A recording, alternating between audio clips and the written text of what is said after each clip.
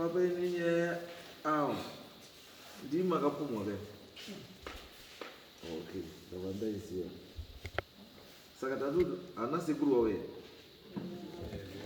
ndimo ana sekuru amini saka takati tikudaidza ana sekuru kuti nyaya iko ndekuti hanzvadzi dzenyu dziri kupumhana saka chatikudaidza ndicho takati kana muri kupumhana zvamuri kupumhana zvacho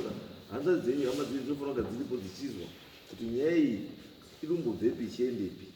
nekuti ikwanise kubatsirana because vari tu vakadaro havabatsirika asi imimi hama dzacho ndimukwanisa kuvabatsira kuti vaone chii ngwara rekuti toita sei saka ndicho tatakati imimi kana mauya nyaya yedu yanga iripo kuti imimi tinoti awana watu ava wakwanise kuwirirana sesinani nasisi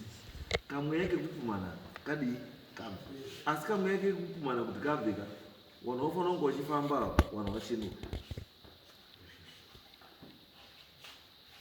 kuti uziva kuti zvauri kudii zvauri kufungirana vadii hazviripo kana zviripo zvobva zvagadziriswa ndo nyaya itakudaidzira vakasekuru kuti dambudziko rehanzvadzi dzane dzenyisi riri kudai nini kuti riite sei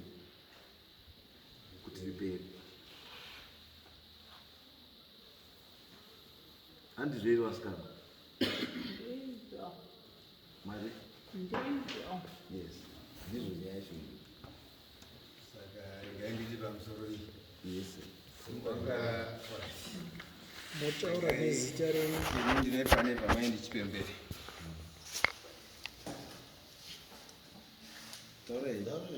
ndakamira kudivira ndiri sekuru wavo mai vavo nditete vangu vanava saka ndakazongonzwawo ndakudaidzwa kunzi nokudiva kuno tinodare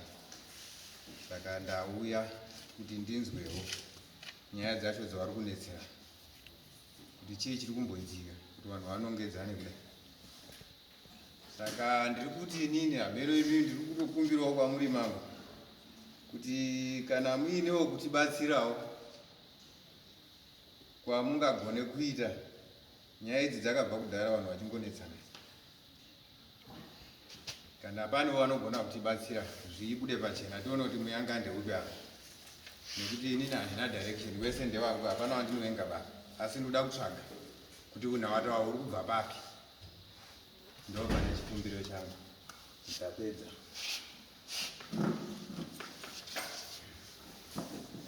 right saka nyaya yatikakwanisa kuti kutaura kama inyaya yekuti mune makutaura makomana vararo wakwanise kuona kuti date unokwanisa kutsvagira munhu wekubatsira irini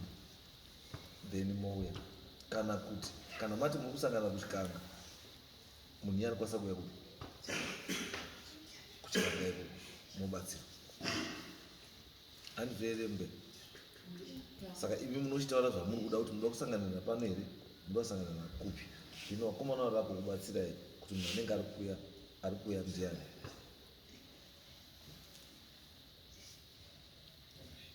ndizvo